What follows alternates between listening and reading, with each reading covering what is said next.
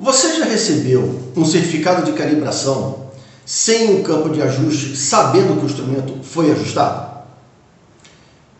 Eu sou Márcio, da aula de metrologia, você está na Metrologia na Prática, um canal orientado a você, profissional que gosta de metrologia, que é um entusiasta ou que tenha interesse no assunto. Tá? Mas é de fundamental importância, tá, com que você conheça os valores, tá, do teu instrumento antes que se faça qualquer ajuste nele. Tá? E obviamente isso é quando possível. Né? Claro que o instrumento, se ele chegar sem funcionar, não há a menor possibilidade com que se faça aí algum ajuste. Né? Mas sempre que possível, é importantíssimo e imprescindível com que você conheça as medições antes de qualquer ajuste que seja feito no instrumento.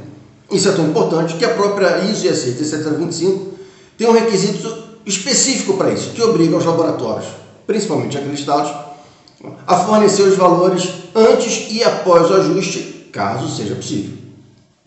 Mas qual a importância em você efetivamente conhecer os valores antes do ajuste? Veja, você tem um instrumento com algumas características metrológicas, e essas características metrológicas foram declaradas a você no último certificado de calibração, e se você faz a verificação intermediária, você vem confirmando essas características metrológicas, né? Ou a evolução dessas características metrológicas, a alteração dessas características metrológicas em função do desgaste do instrumento.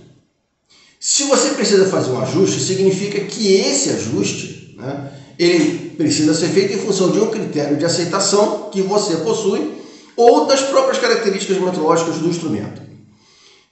Se você não tiver essa informação, como é que você vai efetivamente conhecer ou poder tratar qualquer impacto que essa falta de ajuste, né? Ou seja, com que essa característica metrológica teve de impacto no teu processo, o quanto isso impactou no teu processo.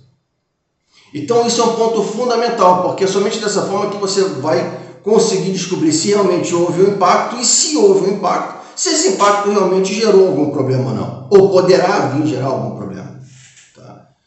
Então, você conhecer efetivamente a condição do teu instrumento antes de qualquer ajuste que se faça é fundamental, até porque quando você ajusta esse instrumento, metrologicamente falando, você passa a ter um outro instrumento de medição na sua mão. Então, quando você faz uma análise de tendência, por exemplo, você tem o último certificado de calibração e você vem ao longo do tempo fazendo verificações intermediárias ou até fazendo esse estudo há mais tempo, ou seja, olhando 2, 3, 4 certificados de calibrações anteriores, então podemos dizer que você pode ter aproximadamente 3, 4 anos de estudo das medições, de um acompanhamento metrológico, tá? Você obviamente vai ter uma curva, tá, do instrumento, seja ela ascendente, seja descendente, seja de formato de onda, as variações de incerteza ao longo do tempo, as variações de erro ao longo do tempo, e isso pontualmente. Então, a partir do momento em que você faz um ajuste, esse bloco, tá, ele morre. Você passa a ter um novo instrumento na sua mão, metrologicamente falando. A questão é, o fato dessa etapa anterior, entre aspas, morrer, não quer dizer que você vai jogar ele fora ou que vai ignorar. O que você vai fazer a partir desse novo momento do instrumento, né, desse pós-ajuste, é comparar se o comportamento do instrumento vai ser igual ao comportamento anterior. Porque se for, a sua análise, tá, do instrumento e do impacto que ele pode gerar no teu processo, será muito mais assertivo. Agora, se o comportamento do instrumento está sendo alterado, você também vai conseguir identificar o quanto está sendo alterado e você ainda pode aprofundar o teu estudo para saber se o processo que ele está sendo utilizado está gerando algum impacto no instrumento ou não. O que resulta aí de impacto de grande importância na confiabilidade metrológica.